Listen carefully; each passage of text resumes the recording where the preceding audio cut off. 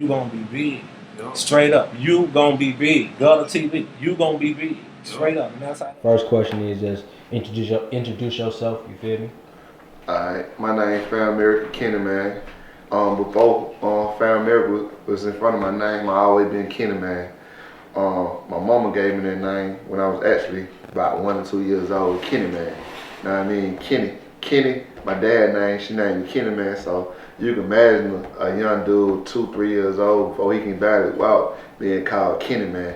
My auntie Della, she used to say, that nigga ain't no damn man, Kenny boy. But yeah, Kenny man, my name. My mama gave it to me. It been my name from elementary school to high school, from the streets to the chain gang, back to the streets. So if you ever want to do a resume or you want to do a background check on who is Kenny man, that's come first. See who Kenny man is. Do a background check from the street to the chain gang. It's all 100.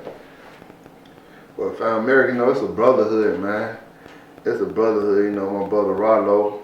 Famerica, Ralo, Meatball, all the original Famerica dudes, you know what I'm saying?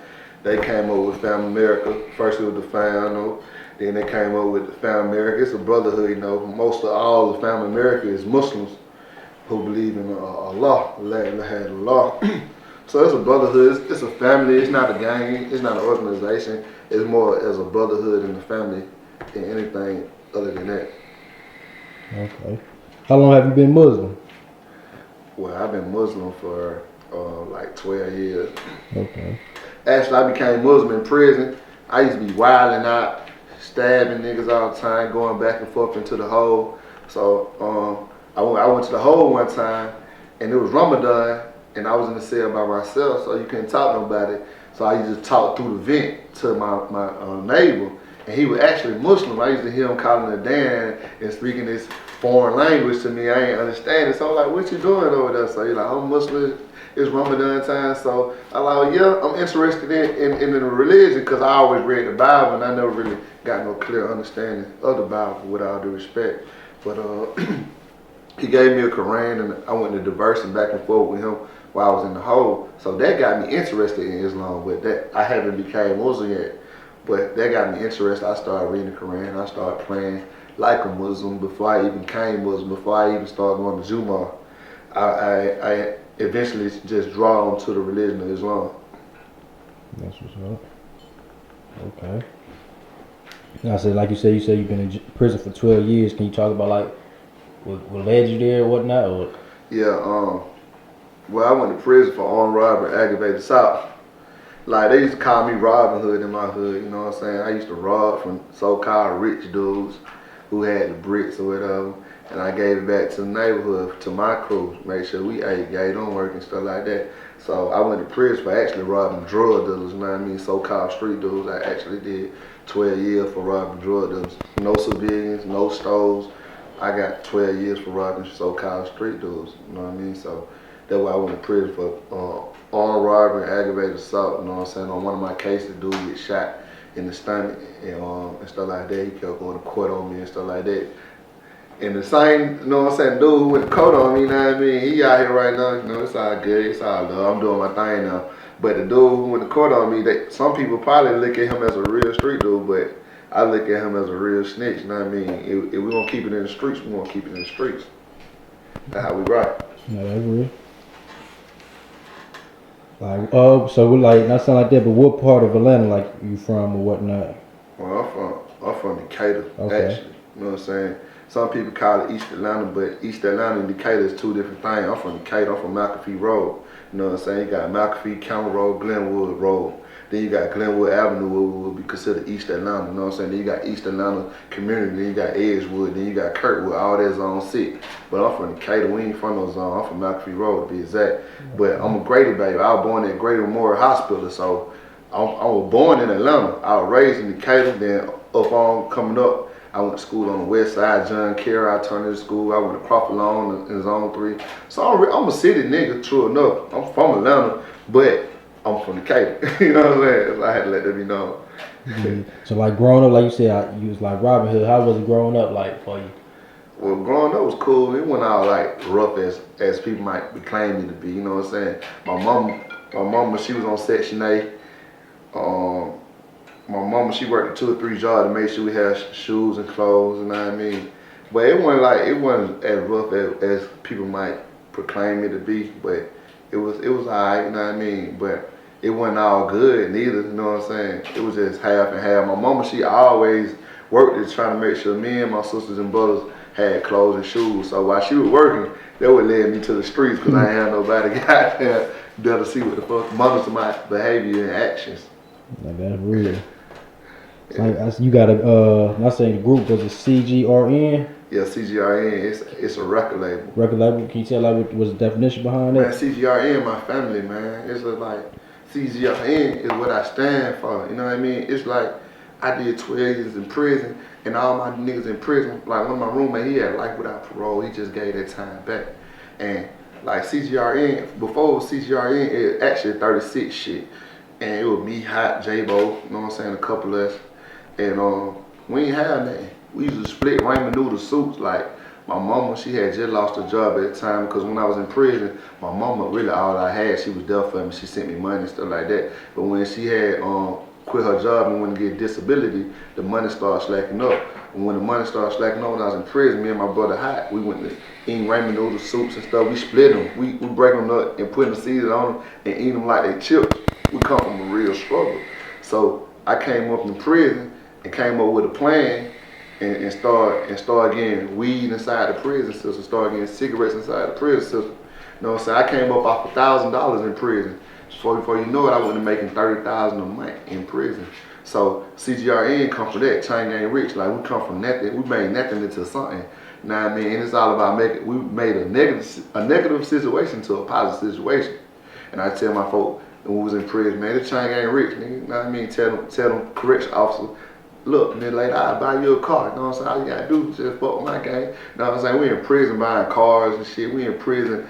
I got my girl a daycare from prison, you know what I mean? Like, we was in prison doing all type of unbelievable ass shit. So that was CGRN stand for. Like, you got niggas in prison, $200,000-$300,000 niggas right now, and I talk to every day. So Chain Gang Rich is that, you know what I mean? I'm a mascot. I speak for the niggas in prison with all this money, but they can't do nothing with the money. I tell them niggas all the time, niggas, invest all that shit to me, nigga. I'll make this shit happen.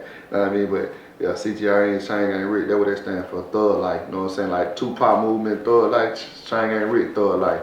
Just like Trouble, got MB, thug life, Chain Gang Rich, thug life, man. That's what we stand for. We represent the ones who ain't got no voice for themselves. That Chain Gang Rich. I fuck with that for real. You talk about like your music, what inspired you to do music, like who was you listening to, like before you was doing music and all that? Well, you know, like one of my favorite rappers was Tupac, you know what I'm saying? So I always came up by Tupac. Like when I was in prison, I did 2.5 years on high max in maximum security in Reedville, Georgia. At the time when Reedville was a maximum security prison. And I used to wake up in the morning, you know what I'm saying? In my cell by myself, that's all I used to listen to. I used to listen to Tupac. And I used to do a whole lot of reading, like Nicholas Machiavelli, like 48 Laws of Power, like Henry P. Newton, Bobby Seale, Bobby Hudson, you know what I'm saying? Geronimo Pratt, all these folks like who was black men and black revolutionaries and things of that nature. So the music inspired me was Tupac Shakur, you know what I'm saying? But like the up and coming artists would be people like T.I. or Lil Boosie and shit like that. But yeah. Cause I heard you got like that song with Lucci, the Reds song. How did that get leaked and how did that even come about? Well, the song with me and the Reds and Lucci, well, you know, I had gave it to my boy, and my mixtape, he dropped it, you know what I'm saying? I gave him the approval to drop that. But from there, people went to goddamn, I guess, downloading it from my mixtape and uploading it to YouTube without my permission, like, and so before you know it, you got goddamn 15, 20, The Red, The Shine featuring Kenny Man and Lucci. But you know, it's all good because, you know, it's still giving me publicity or whatnot. But it's actually my song featuring The Red, The Shine and Lucci, which is Don't Know the Half. You know what I'm saying? I've been trying to reach out to The Red, The Shine for a long time, and I finally got a hold of him because I guess he be on road doing shows. But with Lucci, it wasn't even no problem get a hold of Lucci because of my brother Trouble, you know what I mean? Anything goddamn I ask for Trouble can help me with, he helped me, man. And that one like one of the realest niggas in his rap shit right now is Trouble, man. You know what I mean? That's my brother. We come from like the same type of struggle. Like He feel me, I feel him. We got good vibes. Now I mean, we around the same age. We done did prison time. We from the streets of the East. You know what I'm saying? He from East Atlanta. He from Edgewood. I'm from Decatur. All of the East Side. So it like it major love on that end right there. Ain't no Hollywood shit going on. So he plugged me into really both on the Red Shine and Lucy, just to be honest with you. But I went to the studio with the Red, and he went to sing the hook. You know what I'm saying? That you don't know the how. You know what I mean?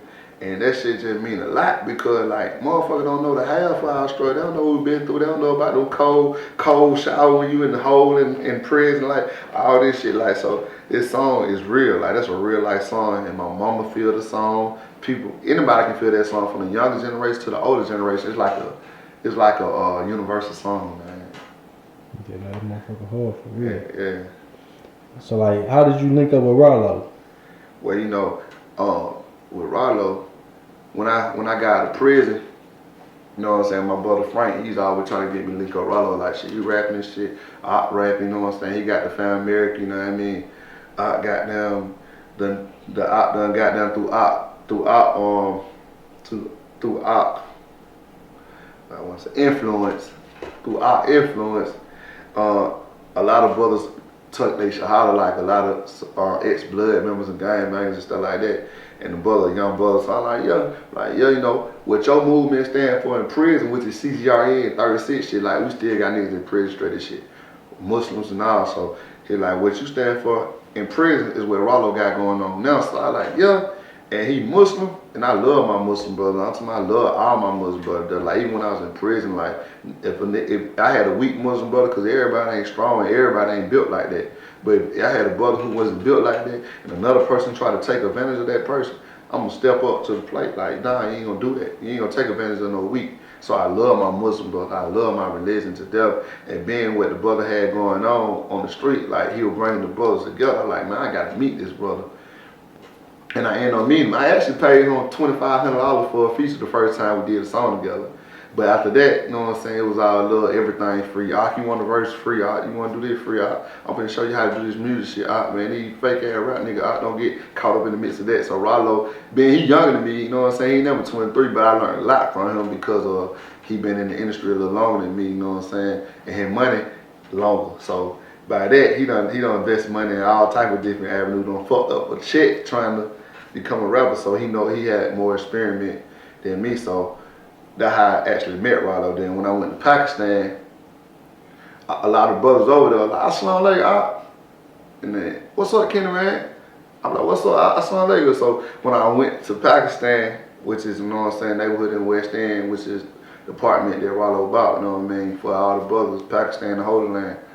I went over there, and a lot of the brothers who was over there actually been in prison with me. So from there, you know what I'm saying, letting Ralo know like, oh yo, I can solid brother, I can stand up guy, you know what I mean? You know what I'm saying? He ain't never folded up under pressure for nothing. The whole 12 years he did. So that made Ralo look at being a whole nother light, you know what I mean? So it been on ever since then. Never real. You can give a message to the streets, you know, just kick your flavor and tell them something from straight from Kenny Man, Gutter TV type shit. Man, hey man, message for the street, man. Hey, Bell Talk 2, March the 9th, man. The hardest mixtape out this quarter, dropping March the 9th. Bell Talk 2 on my mixtape, on Dat Piff, on Apple Music, on Spotify, March the 9th. Bell Talk 2. And how you spell it? B-A-L-E, Talk 2. Because some people don't know how to spell Bell, but they complain they been selling all their weed. But yeah, Bell Talk 2, March the 9th, man. The hottest shit out right now. You know what I'm saying? Chain Gang Rich Nation, man. It's a whole lot of us and there's a whole lot of brothers that gonna come behind me with this rap shit because we ain't doing no ball hogging over here. If I ball, we all ball. If I shine, we all shine. If I eat, we all eat. We equal around here. Ain't no big guy that love you. You ain't gonna know who the fuck in the boss is when we come in the club because we all boss. And that's how we rock the Chain Gang Rich, CGRN, Thug Life, Found Goon shit for life, man. Cause shit, it's a lot of niggas, like you said, that came out of Chain Gang and went back to the Chain Gang. Exactly. We need you in these streets, you feel me? You can't make a difference in these streets. Exactly. You know what I mean? Like, I've been out 2 years now, man. I got a song on Bell Talk 2 called No Fumbles. Like, I did 2 summers with no fumbles. Like, I had my foot on these niggas' necks since I got out of prison. Like, I ain't got no motherfucking record deal. I got 20,000 around my neck. You know what I'm saying? Another 12 right here another 1,200 on my feet. So I'm gonna keep my foot on these sucker neck. Like I'm gonna keep my foot on these niggas neck as long as I'm breathing. You hear me? That's what I came out here to do. To put my foot on these sucker neck and don't let up. With no breathing room. You feel me? And if you real, you gonna respect and you gonna get down with this shit. You fake, you ain't gonna be holding your nuts on. You don't wanna see a nigga fall out. But the real wanna see the real on. The fake wanna see the real fall out. That's how that shit is. But man, we ain't letting up CGRN in 2018. We ain't letting up nowhere, you know what I'm saying? I'm branding this chain gang rich everywhere I go. Like everywhere I go is CGRN. I'm branding this because this my struggle. It's where I come from. This my love. Like I'm willing to risk my whole life for this. I'm willing to put it all on the line. Like CGRN forever, you know what I mean? And it been CGRN since before I got out of prison.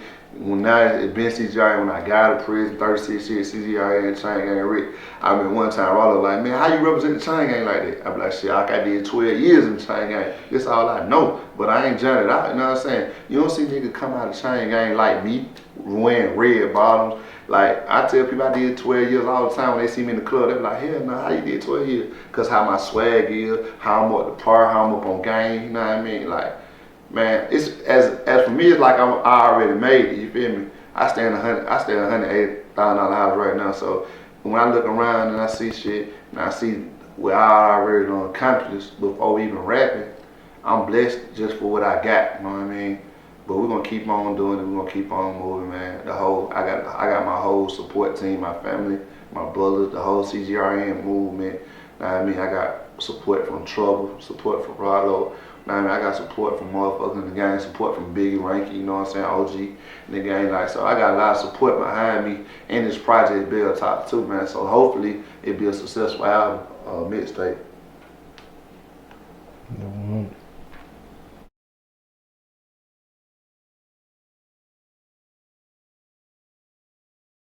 Stay at it, man. Gutter TV. You gonna be big, man. For real. Follow me, man. Subscribe. For real. Yeah. You gonna be big. Straight up. You gonna be big. Gutter TV. You gonna be big. Straight up. And that's how that